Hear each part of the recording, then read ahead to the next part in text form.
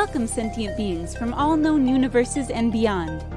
It's time to activate your cranial downlinks and prepare to receive a raft of discussion on a cosmic ocean of science fiction and fantasy topics, interviews with local area genre devotees, and insightful prognostication by our soothsayers of science fiction, our forecasters of fantasy, and any other beings that happen to get caught in our gravity well.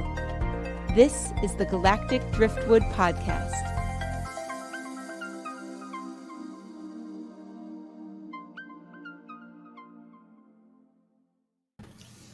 Hello, and welcome to this episode of the Galactic Driftwood Podcast. I'm Bill. I'm Linda. I'm Seth. I'm Jenna. And I'm Chris. And we're going to be talking about the Sandman today. New episode, new series on Netflix that I think all of us have seen. But before we get into that, I wanted to briefly talk about a new game store for those of you that are in Lincoln or even in the Omaha area. It is down in Lincoln in the Haymarket area, and got to go down there yesterday with a friend of the show, Benito Garcia, and another friend of ours, Ben. And went down there to play some games, check out the game store. And, I think Linda, welcome to Man of Games. Here's what it looks like going in. It's kind of in one of the old warehouses down there in the Haymarket district. And when you go in, this is kind of a long shot looking for the store. So they've got an upper area there with a barista. You can get all kinds of coffees and teas and drinks. And then they've got like sandwiches. They got breakfast sandwich and some other types of sandwiches. You can pretty much. Bill, we've got a bit of a problem here. Yeah, what's that? The sandwiches? No, the screen is messed up. Okay, no, it did it again. What's going on? Well, What's messed up? Yeah, well, it's just showing the image. It's just showing the image. It's just overlaying it. I'm just doing it as an overlay instead of good. Yeah, no, so that's normal. All right. I mean, I know you want people to see your face all the time, Seth, but you need breaks for that intensity. Yeah, right. And then this is the actual gaming area. So it was kind of fun. It was like $5 per person. Nice tables. Yeah, They got a lot of gaming tables for. Yeah, those look like your gaming tables. Yeah, they're very Wormwood-esque gaming tables. Wow. I'm not sure where they got them, but essentially you go in and it's $5 per person for the day. And basically they'll give you a sign. You put it on the table and that's your reserved table for the day. And you can come and go as you wish. And come in the morning, get a table reserved, play a few games, head out, go get some lunch, go see, look around the Haymarket, and then come back later in the afternoon. Your table's still there reserved, and you can pick up playing right where you left off. So it was a good time there. You can see how it works. $5 per day per person, and stay all day. And they just don't want any outside food or drink in there, which makes sense. I was going to ask. That. I was going to ask, can you bring your own food? But what about snacks like candy bars and stuff? Can you bring those? They have candy bars and stuff there for purchase. Peanut M&Ms, all kinds of good stuff like that. Hold on, I got one more. Wow, I wonder how they keep their boards clean. Yeah, I don't know, but it was it's a nice place. Let me bring up this last picture here, and you can see. Hold on, there we go. That seems like a damn good deal for $5 per table. I hope they make it. Yeah, $5 per person per table for the day, and no reservations required, at least currently. Wow. And I don't know if so. It was a Saturday, a Husker game day, so that's why they might not have been as busy as they would normally be on a Saturday because the Haymarket was full of Husker revelers. So, maybe we just picked a good day to get down there and get a table. But went down there and we played a couple of games of Magic the Gathering, which was fun. Had a good time. That was great. So I'd say if those of you down in Lincoln haven't visited yet, you should check it out. It's a very, very cool place to go play games. That's pretty cool. And we'll probably check it out again at some point. Benito was saying afterwards we should probably go down and check out Spielbound downtown. So actually, Linda and I have never been there. Have you guys been there? Oh, really? You Yes. guys have never been to Spielbound? Wow. No. God. You went to Man, Lincoln for wow. Before you know. went to Spielbound? I know. Yeah. Can you It was believe a it? free ride. I was actually going to bring up Spielbound. So to address your point that you were kind of worried about the $5 table price, Jenna, Spielbound's been doing $5 for a day pass since they opened. So, But And do it's you worked out keep well. your table in one spot what do you mean? like the whole day? No one touches it? I Well, mean, Bill says that if you you put your set- reservation and they keep their table all day. Yeah, they gave us a little Yeah. sign that said on the table, said reserved for Yeah, I Yeah, don't as far think as I know, Spielbound, if you could Spielbound- leave your D. table. Garcia. Spielbound might or might not do that. I don't know. I've never Yeah, As far as tried I to knew, I reserve a thought table. Spielbound did do that because I've They been in do there the when they had the rooms. Yeah, they do the rooms that way. Table-wise, I've seen where they, at least when they first opened, they had reservation things they would stick on the tables. So Right. that's a good I question, though, whether they still do that. But Yeah. Yeah, that was to cool. like It be was able to nice. get up and go. Yeah, that's Yeah. crazy. But at least there's still a cafe, so people could want to walk in and still just support them that way too. Yeah, and they had, oh God, they must have had like, it seems like thousands of games to pick from there to play. And the other nice thing is that they had signs up around there for the number of people in your party. So let's say you're just a solo person going down there and you don't have anybody to play with, but you want to go down and play a game or something. Well, they've got, one player, and then they've got a list of games that they have that one player could play. Or if you got 2, 3, 4, 5, 6, and they've got all these different games listed that's perfect for that number of players, which was kind of cool because Nice. a lot of times you go there and you're like, okay, well, we got 3 people. What would be a good game? And you might be kind of awed by this selection of games and trying to, spend an hour just figuring out what game you want to play. So yeah. Nice. And that's just one small corner of all the games they have. So it's quite extensive. Yeah, Looks like Seth's library. Yeah. Yeah, we're gonna have to get you down to Spielbound and have you tell us how they compare. Yeah, I'd like to do that. So, all right. Well, shall we get into Sandman? Sure. So, let's see. I think Sand always gets in everywhere. It's it's everywhere. So, first of all, has everybody seen it? Yes. Yes. All right. Yes. All right. Well, let's see. Eeny, meeny, miny, mo. Blah, blah, blah, blah. Chris. Decline. All right. Decline, huh? We'll start with Well, Seth. We should give a synopsis of it quickly, but I shouldn't give it because my tone is not going to be the best. Yeah. All right. Well, who wants to give it? Jenna? Want to give the or Seth? Jenna? Or I can. I think it's your turn to give the summary, Seth. I think you might be right. All right. So Sandman is a graphic novel by Neil Gaiman. I think originally published by Vertigo, but later acquired by DC. And it is about Morpheus, dream of the endless. He is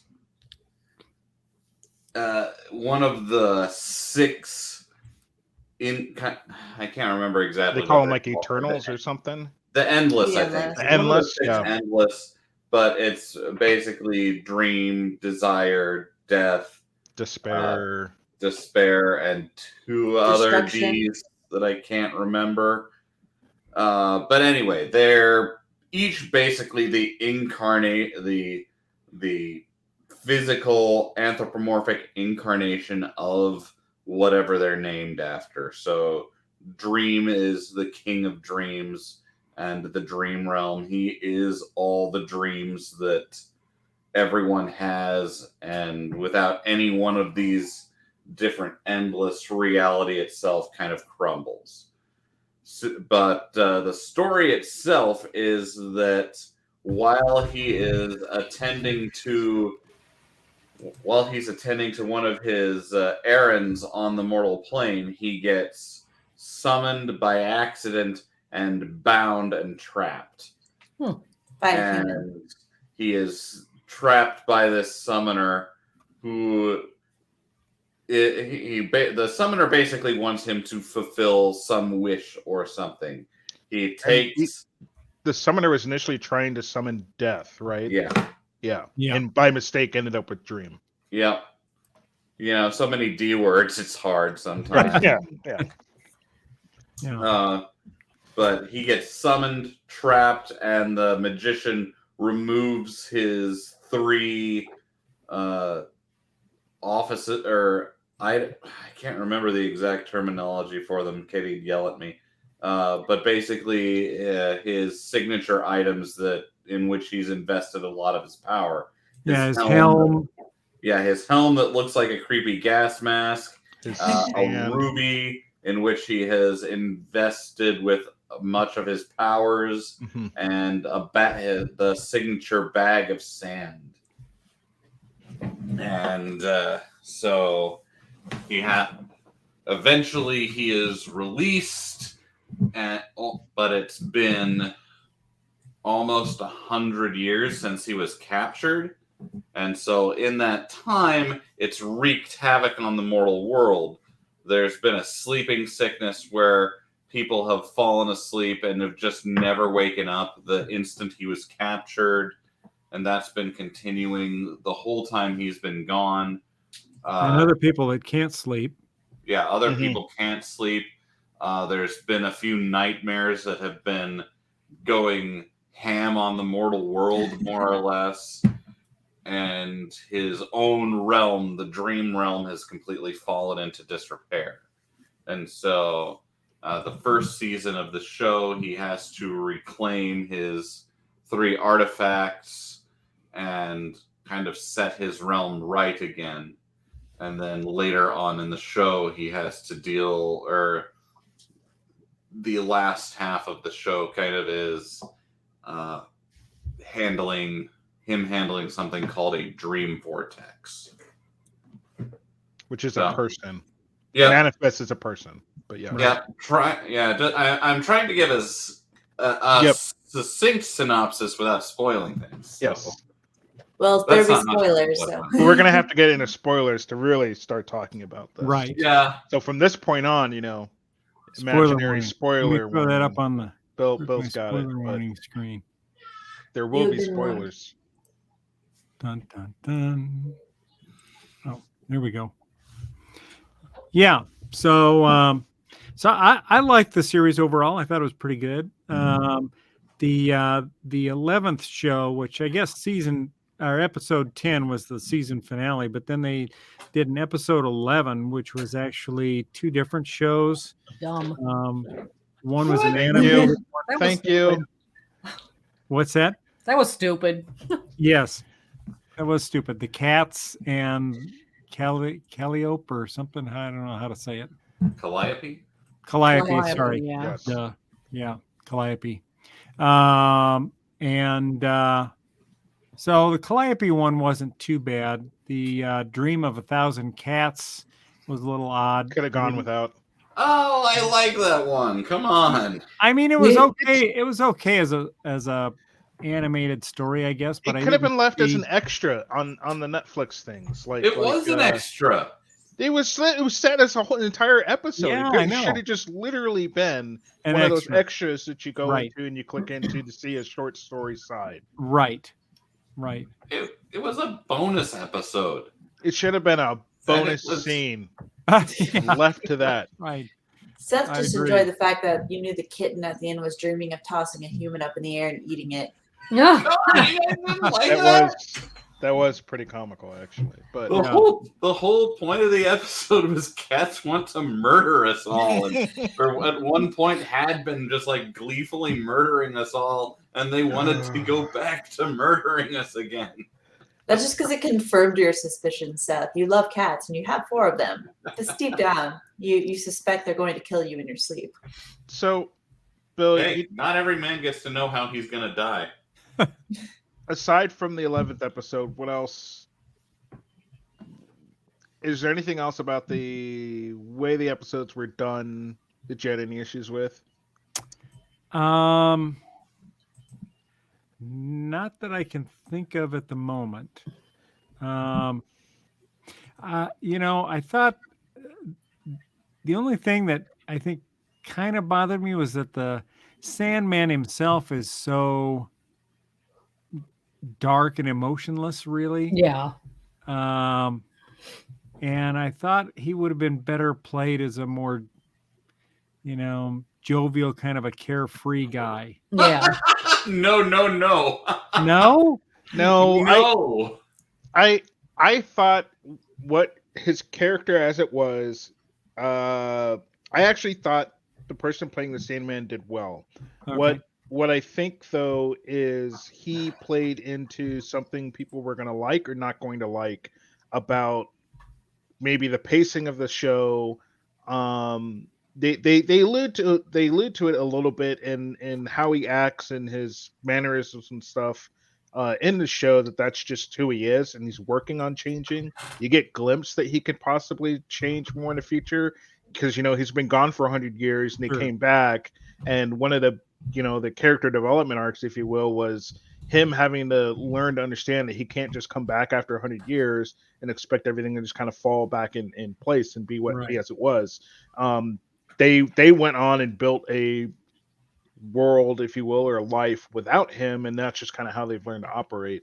I thought he was fine, but fine is about all I could put there. He's a very dreamy character, and on that note, I feel like the way Dreamy, the not season, as in a sexual fashion. right? Yes, correct, Bill. Thank you for clarifying that. The way the series was put together felt very much like a dream journal, right? And by that I mean most of us when we dream, we really can't remember what happened in it. We might get glimpses short term, but long term they're forgetful, right? Sure. Sandman was very much like a dream. It's short term, you kind of grasp some things that are going on, and as much effort and time as was claimed to put in there. They built beautiful worlds, sure, they did some really great things with that, but I feel like that's where the effort went. And when it came down to the storyline, it was like someone maybe dreamed up the storyline for the Sandman. Yes, it's based on comics, but follow me here. And they kind of jotted down what they could remember, and that was an episode. And they continued doing that for every episode, which meant most of them were pretty much forgettable. The way the season started, with him having to gather up his missing pieces of his power, that was easily forgettable. Then they brought in, Constantine briefly there, and that was kind of easily forgettable. And there was a lot of different characters they were introducing that were in this world that were all easily forgettable. Yep. And because of that, it just felt like, when you get to the end of the season, I'll call episode 10 the end because 11 was garbage. When you get to 10, which ended the way that it should have probably, when you go back and you think about it, there's nothing really coherent that you could put together except for maybe a couple of the arcs. And so they couldn't make up their mind to me whether they were going to do standalone episodes or have an overarching storyline to tell for the whole season. And again, it was just kind of put together in a bunch of series of stories. And I get that's I've not read the comics, but that's kind of where the comics go from. It's a pretty big world that you can have in there, but when it was adapted to the screen, it wasn't done very well. Visually, it was stunning. It was great. Right. Storyline wise, I thought was just total garbage. So I'm going to tell you that it was adapted for the screen perfectly well. Which tells me that the comic is garbage. Oh, yeah. So the comic that was written by Neil fucking Gaiman. Sorry, that the fucking has to be in the name. No, that's fair. Yeah. It's part of his name. His legal name now. I've seen that several places. People have to say Neil fucking Gaiman. But so yeah, you're saying the comic that is loved by millions upon millions of people, written by Neil Gaiman, master storyteller, and one of the biggest authors today, is crap because you didn't like it. Yeah, so that's my opinion. Yeah, your opinion. That's fair. But as to it being adapted perfectly for the screen, each episode corresponds to an issue, and the first season is kind of the first the first graphic novel, the first kind of collection of stories. How long has that graphic novel been out? Since the 80s? Yeah, since the 80s. Oh, so there's a lot of material there. Yeah. And it is very Neil Gaiman. Okay. So, Chris, have you read or watched any other Neil Gaiman movies? His movies or his series? Because the other one was like Lucifer, right? And no. And then there's Lock and Key. So no, Lock and Key is actually Stephen King's son. Okay. Oh wow. Starlight was one of Neil Gaiman's movies. Starlight was the other one. Yeah, Starlight, that's one of his. Lucifer is actually DC Comics after they acquired the Lucifer character from Vertigo Comics along with Dream, and they integrated those characters into DC. Okay. So the Lucifer we see here is a different, is the same, but also a different Lucifer. They did a gender bend, right? Not really, like, so it's one of those things that happens when a different company acquires a character and they'll be like, okay, but we're going to take this and maybe turn it a little. So this is kind of the first time we're seeing this Lucifer character in the story, and then DC went and did some different things with him. So, I mean, that was a disconnect for me, but Lucifer was this way in Sandman, so... I mean, it would have been a really cool. It would have been really cool if they would have had Lucifer being played by the guy who did it in the show. Yeah, but I mean, Gwendolyn Christie and the other Lucifer play the character fundamentally different ways because they're represented fundamentally different in these different books. So I don't know how I'd feel about him turning the screws on Dream like that. That would be interesting. It would have been a cool fan moment, but I don't know if he would have done better than Gwendolyn Christie. But anyway, yeah, this is a very Neil Gaiman story. He likes to do stuff like this that doesn't fit quite within current genre standards.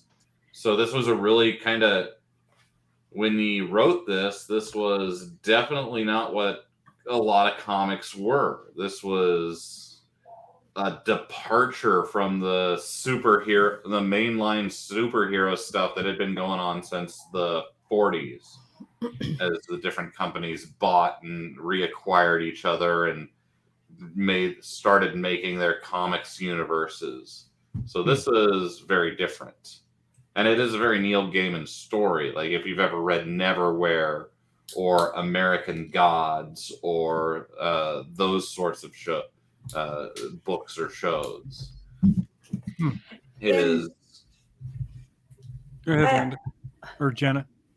I understand where Chris is coming from.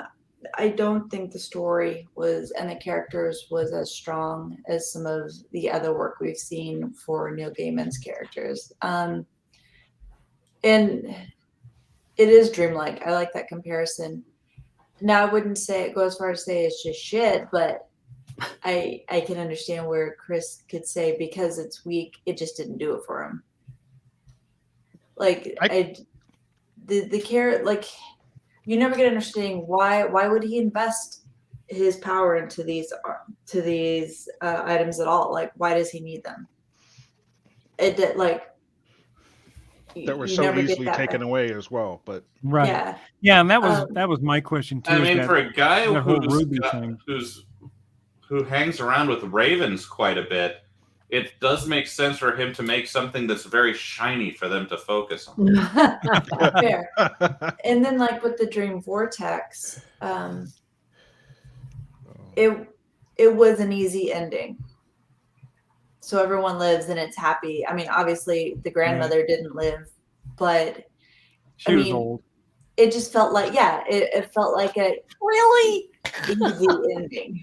Once again, this is very much Neil Gaiman. Like it's almost fairy tale like.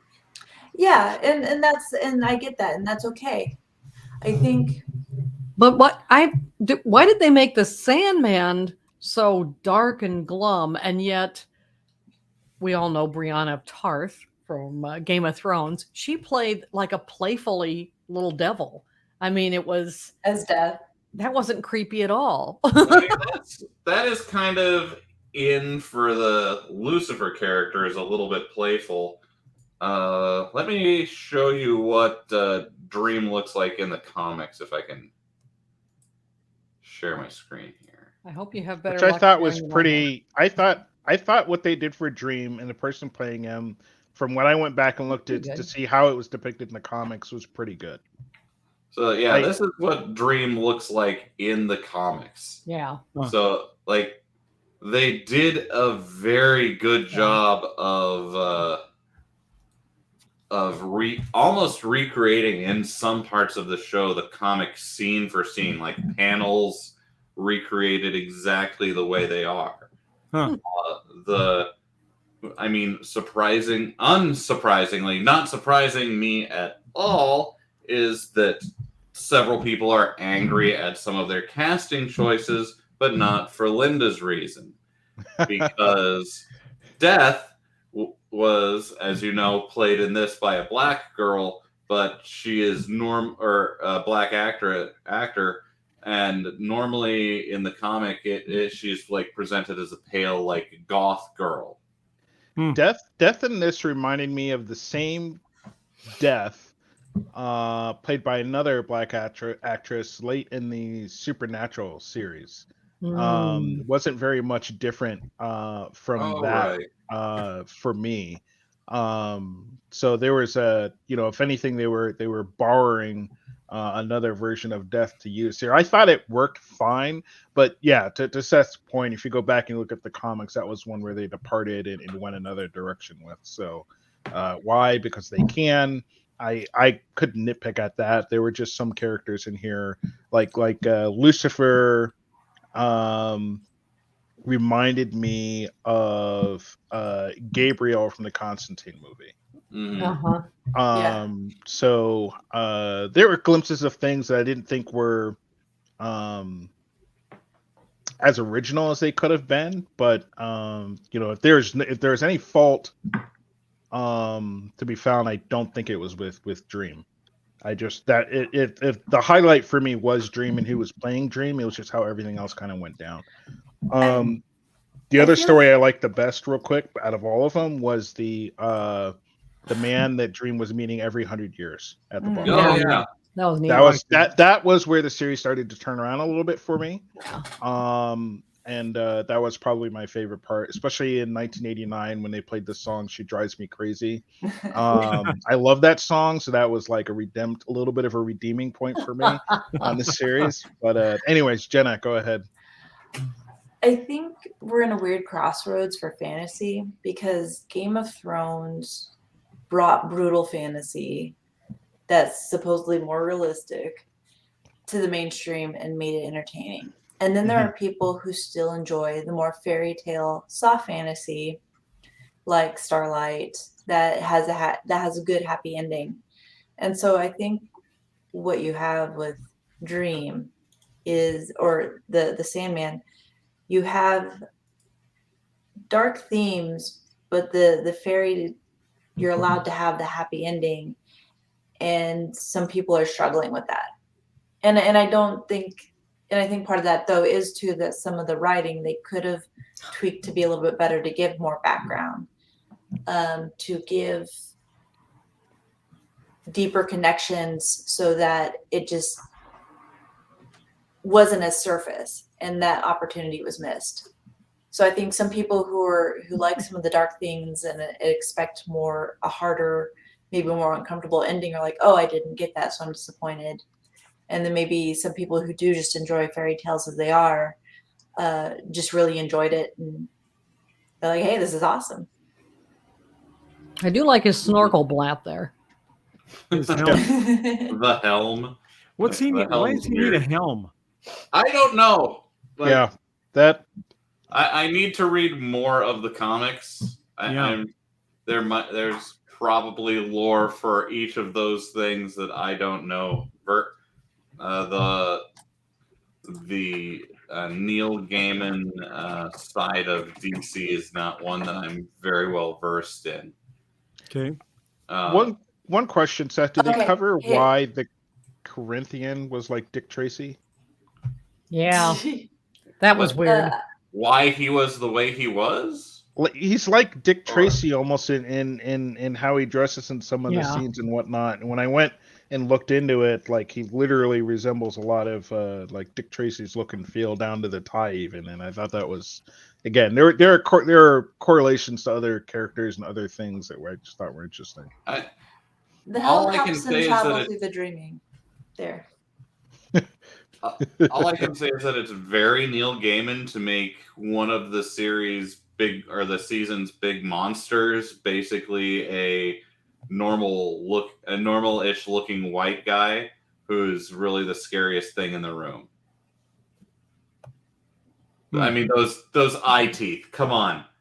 Yeah. Okay. So I will say, aside from Dream, the Corinthian is probably my second, if not favorite, character in the series. I thought he played a really good. He was a pretty decent villain. Yeah, he was. Yeah, really I thought good he was. I thought for sure he was dead when the amulet of protection took him out. But then we see him remanifest in the dream world, and maybe that's because you can't really ever get rid of nightmares. I don't know. So I think maybe one of the reasons I really like this story or like Sandman or this series, is because I really like the don't step on Superman's cape kind of stories. Yeah.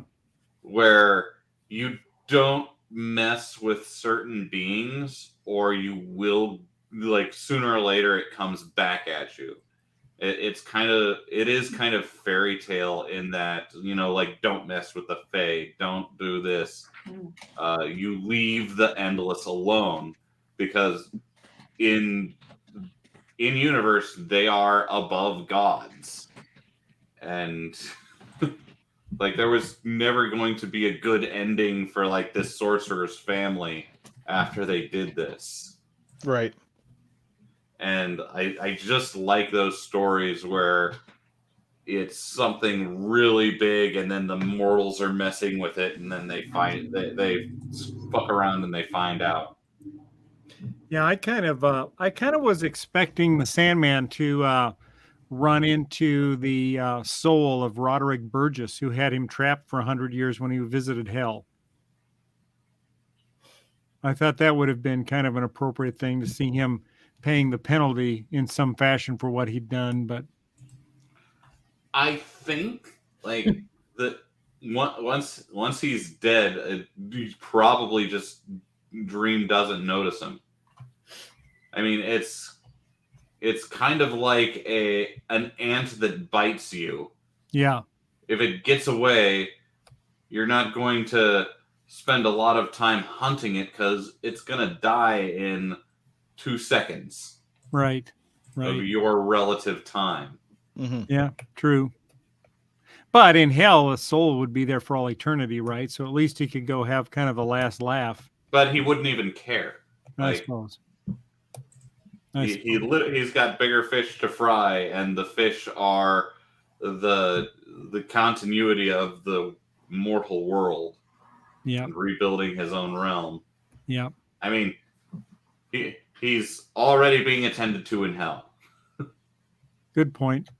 And for those watching that wondering, Jenna had a hard stop half hour in, so she had to run on to her next engagement today. A very busy mama. So, well, okay. So, any final thoughts on the Sandman before we wrap up the show here today? I liked it, except for episode 11, which, like Chris said, would have been better as extras. Yeah.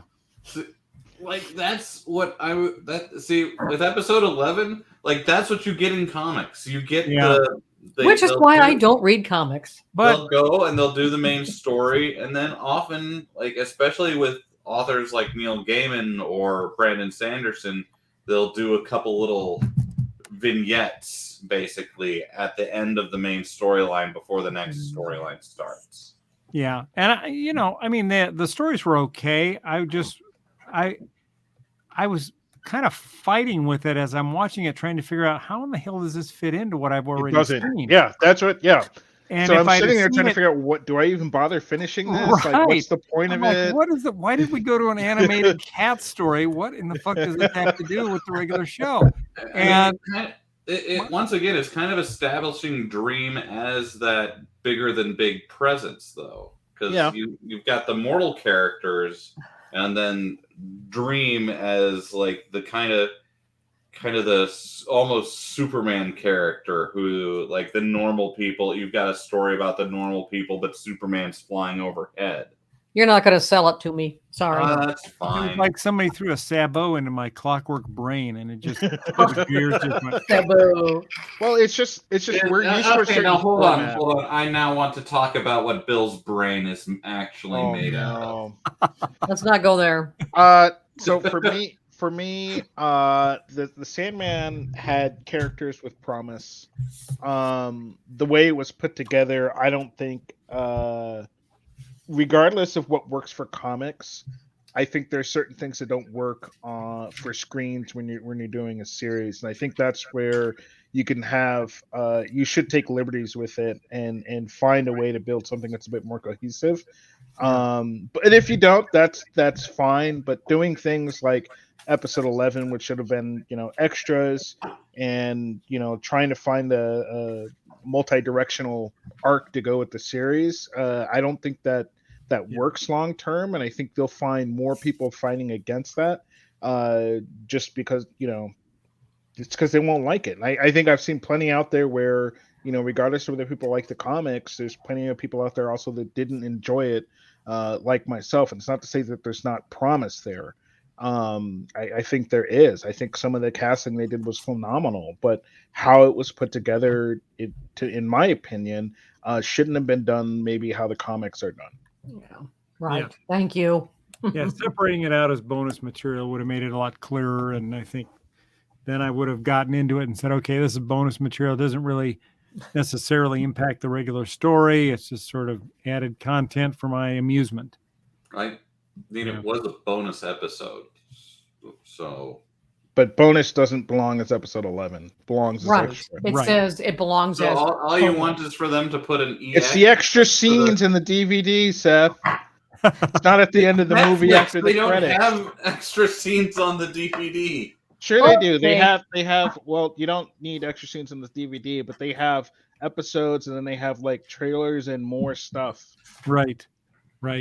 So all you wanted was an EX next to it instead of being episode 11? Yes. Then you're happy? Difference. That's continuity. And that's the thing is, it's not that hard to do. Everyone else does it, but they didn't because it's the way it was done in the comics. And to my point, that rubs people the wrong way.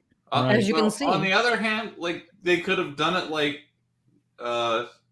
Amazon did it with their extra content for, and it would have been preferable to bury it. No. Better off not found. It's there. Right. It's there for those that really want it. But better off not found. No. All right then. Fundamentally disagree with you.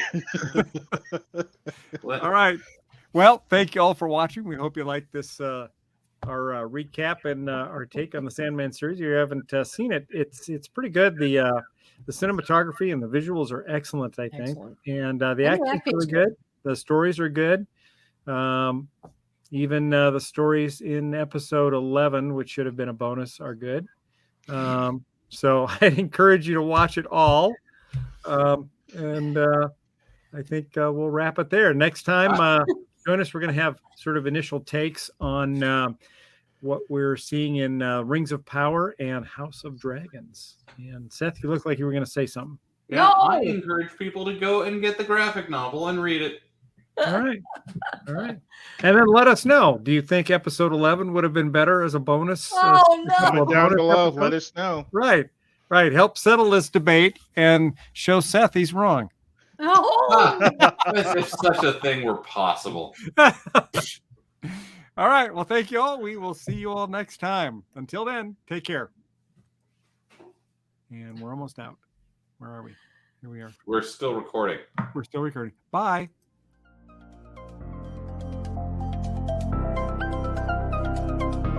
Thanks for listening to this episode of the Galactic Driftwood podcast. For more information and past episodes, please visit our website at galacticdriftwood.space or subscribe to us on YouTube. And now, please deactivate your cranial downlinks, collect your towels, and be sure to watch your step as you exit our gravity well.